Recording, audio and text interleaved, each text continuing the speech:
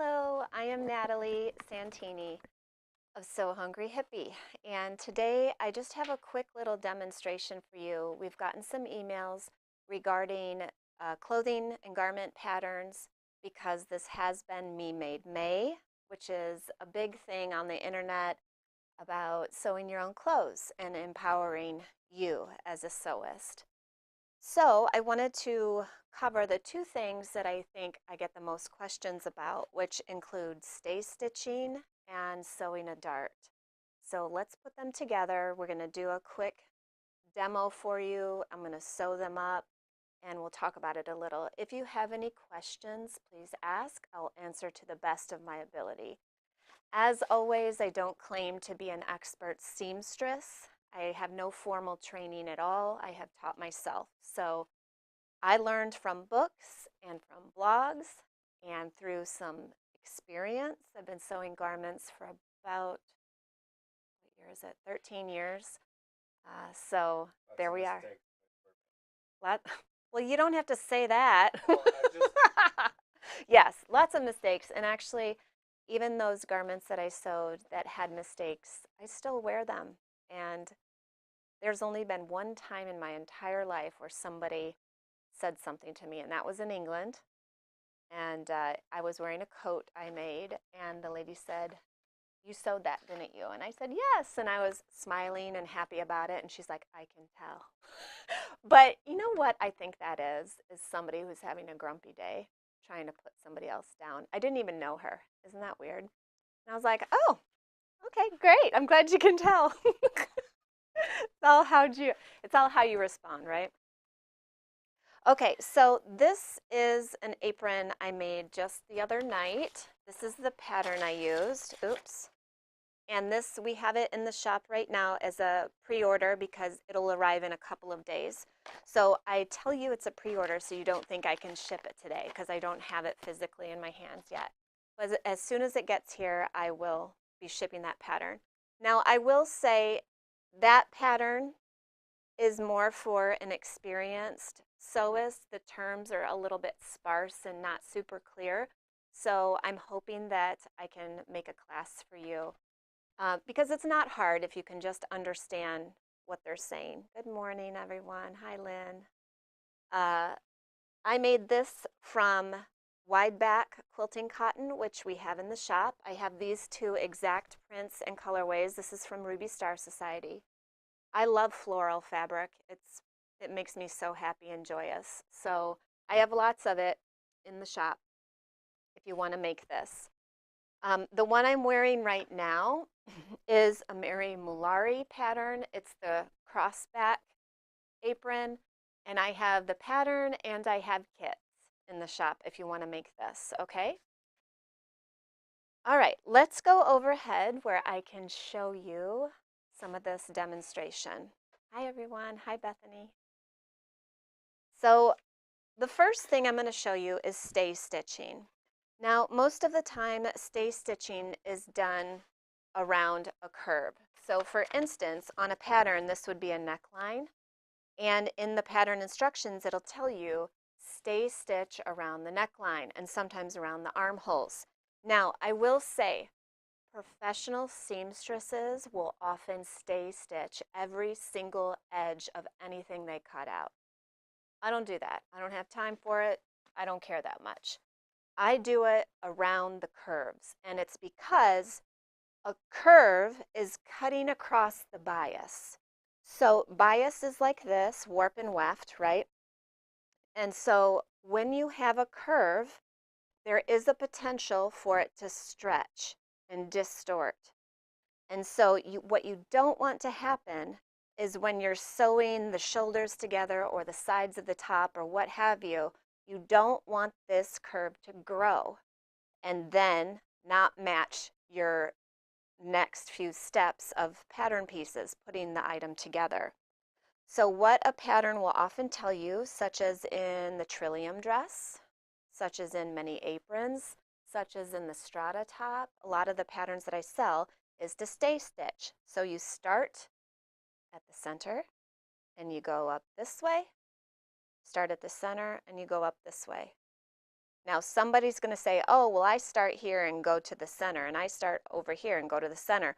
Well, what can happen there is you'll end up with a pucker down here, so you don't want that. So I'm going to show you, I'm going to take you over to the machine. We use a size 3mm stitch, just your regular stitch. Some people will shorten their stitch, but I don't recommend that because a shortened stitch pulls on your fabric more. A lot of people don't realize that. That's why I don't do it for vinyl either. I recommend a 3 to 3.5mm sewing stitch for most sewing. So I'm going to start in the center. Let's make sure my needle is in the center. I'm using a 1/8 inch seam allowance, and this means that the stay stitching will not be visible once you're sewing your garment together. You don't have to take the time to unpick it later. You just leave it in there. So 1/8 inch seam allowance. Here we go. I'm going to start in the center. I'm not pulling. I'm letting the feed dogs do their work. And I'm going to go all the way around. Now, a lot of garments have a 1/2 inch to 5/8 inch seam allowance. So if I'm a little over 1/8 inch, I don't care. Now, I don't backstitch. You can if you want to, but it's kind of overkill. Oh, I have this on a zigzag. How funny. Sorry about that. It's just a straight stitch. I'll do the other side, you can see. I don't backstitch because all of these seams get intersected again later.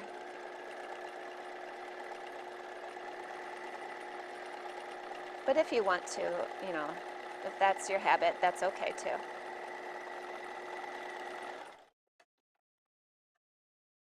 So there it is. There's my stay stitch. And I'll take you back over here.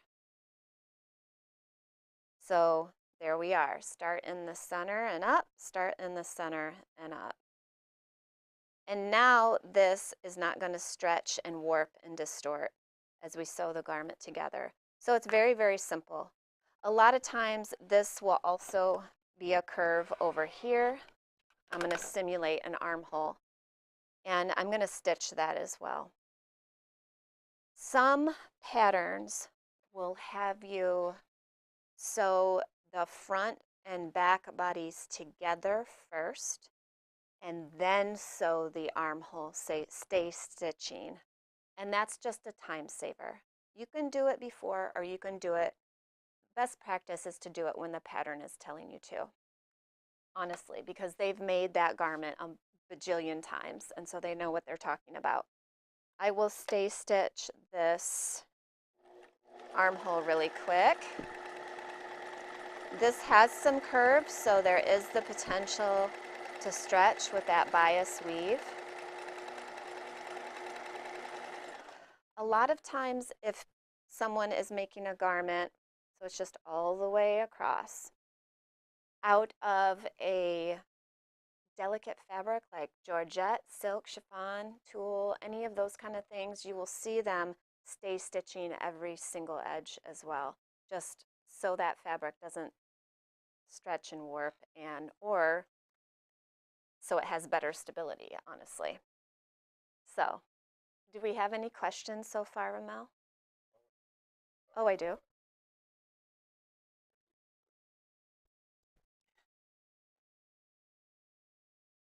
Um, the You Got This is a So Hungry Hippie sticker. I don't sell it. I put it in orders. And my coffee cup and Oops, I Did It Again. Those, I believe, are from Etsy. And I have friends that design stickers, and they send them to me, and I'll put them on here too. Thanks. Thanks for asking. Anything else? Okay, so good practice after you stay stitch is to give your garment a quick press as well. It just sort of seals the thread and tightens it up in your fabric. Okay, so there's stay stitching. Pretty simple. Don't skip it. You'll regret it if you skip it, let me tell you, because I did. All right, next up, we're going to make a dart. So a dart on the pattern, it usually looks like this. This is the wrong side of the fabric. This is the right side of the fabric. I always do this. If the fabric looks really similar, I do this so that I don't get confused. You're going to mark your dart on the wrong side of your fabric, and these are the dart legs.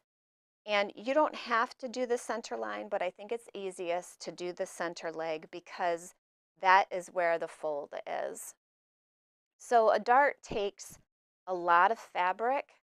Okay, this is how I explain darts.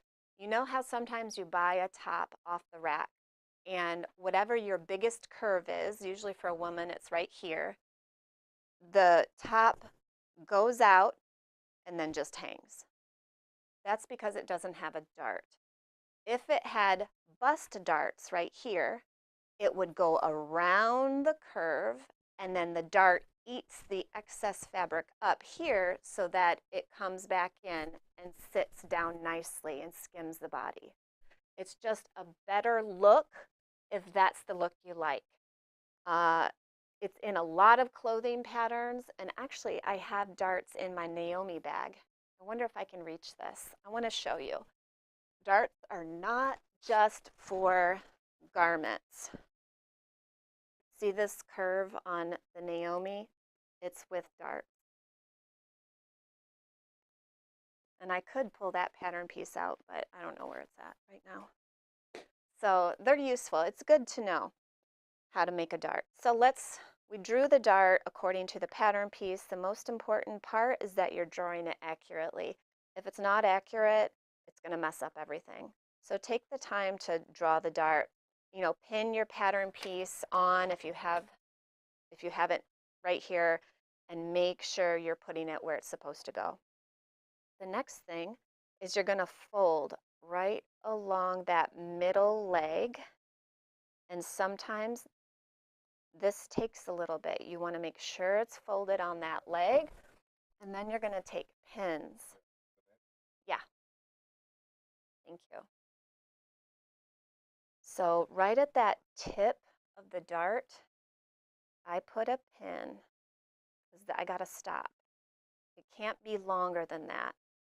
And then over here, what I do to make sure these legs are matching, I lift one fabric up and I stick the pin through. And then I look at the other side and I make sure that it's in exactly the same place. And then I do this. And usually then, yeah, it's hitting on all points of the dart. You can use as many pins as you want to. I often sew a dart with 2 pins, this one and the starting pin. And then you're going to sew all the way along this line. But there is a trick. About a finger width from the tip, or a half an inch from that tippy tip, you're going to decrease your stitch length down to a 1 millimeter. And I'll show you that here. Okay, so we're starting at the bottom of the dart. That's the wider part of the triangle.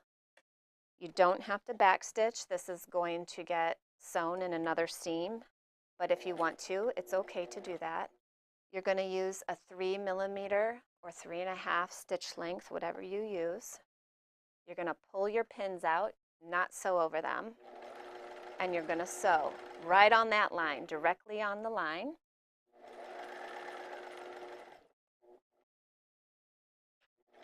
And now about half of an inch from the tip, I'm going to decrease my stitch length to a 1. It's going to feel tiny. And I'm going to sew along the line and right off the tip of that dart. And then I'm going to lift my foot and pull. So I have about 6 or 8 inches of thread, because then with these thread legs, we're going to tie a knot. Let's go back over here. I take the thread and I tie a knot. And I do it twice. Once is probably sufficient, but I do it twice. And then trim the thread, but not too close. I trim it about a half an inch away. Oh, I didn't even get it there. So see these little, I leave that there so the knot isn't compromised. Just like little antennas, huh? Yeah, and then what you're going to do is press it. Don't run your iron like this. Just give it a press. Okay? Then take your ham. Did you get a ham? We have these in the shop. Just your little old ham. And you're going to mold that dart. You're going to press this seam allowance whichever way the pattern tells you to. They have a reason for pressing it that direction. And so follow those instructions. I press it from the wrong side first, and then I turn it over, and I'm going to mold it around this curved ham and get that dart really sharp. Now, if you don't turn your stitch length down, you're going to have a little pokey out pucker here at the end. And oftentimes, I'll tell you where I had it when I first made my few garments. I had darts like this, and so the pokey out part was right here. It was super flattering. It's terrible. I had to go back and fix it because I couldn't figure out what I was doing wrong, but that was it. I didn't turn down my stitch length. I needed to reread that. And there's the dart. See how it's curving the fabric? Isn't that amazing? It just works. And if you need to go back and do what I'm doing, cut some squares of fabric, draw some darts, and just practice this. That's how it works. What are you laughing at, Ramel? That is called ham. You just love that, don't you? Every time he's like, oh, go get a ham. There's a ham in this order. So these tools, that's why they're so necessary. Awesome. Yeah. Thanks, Michelle, for putting that link in there. So there's the demonstration. Super simple, but if you've never seen it or you don't understand why those techniques are done, now you do, I hope.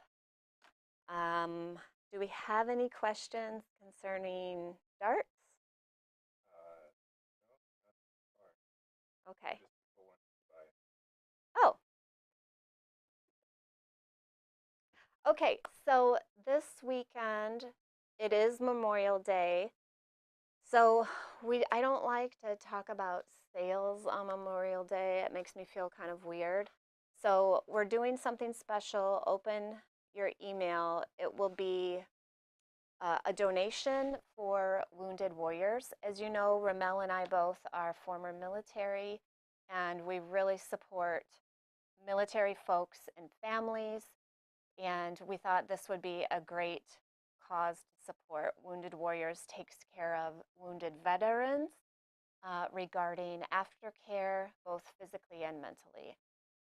When I was in Iraq in 2003, one of the spokespeople, Gary Sinise, came out and talked to us and met us. Did you meet Gary, Ramel? You didn't? So I was there in Iraq before Ramel, and I don't let him forget it. And Gary Sinise came out, and he was so lovely. And he's one of their spokespeople, I believe. And he has a myriad of veteran supporting charities that he supports. So just so you know, the information will be in the email this weekend, and we are donated proceeds from PDF patterns and courses. So We missed each other by a few months. That's all. yeah, that's right. So if you didn't know, Ramel's what battalion? What do you call it in the Air Force? Squadron.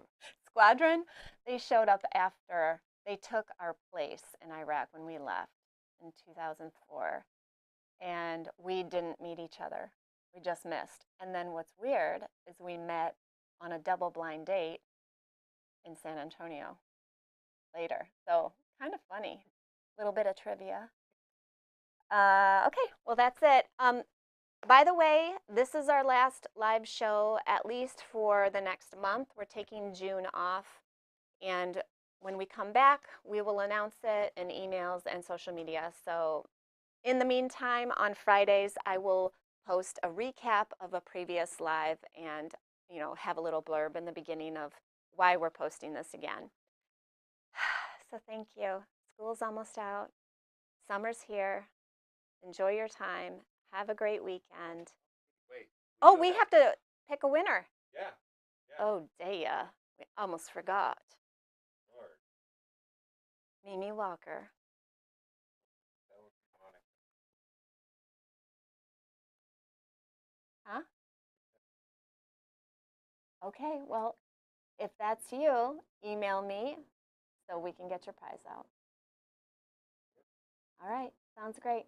See you guys soon.